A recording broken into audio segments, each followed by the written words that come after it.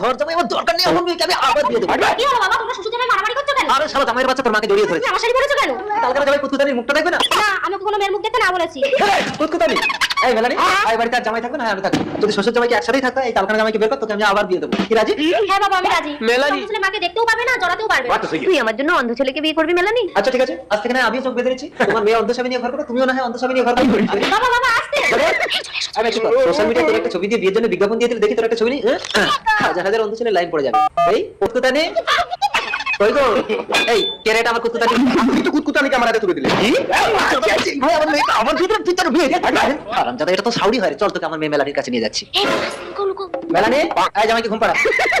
দাঁড়াও, ওকে ঘুম পাড়িয়ে দিয়ে আমি তোমার কাছে চলে আসি। কি বড় অন্ধ স্বামী? আগে ওই মালটাকে বাইরে বের করো। মালটা আমাকে দেখলো কি করে?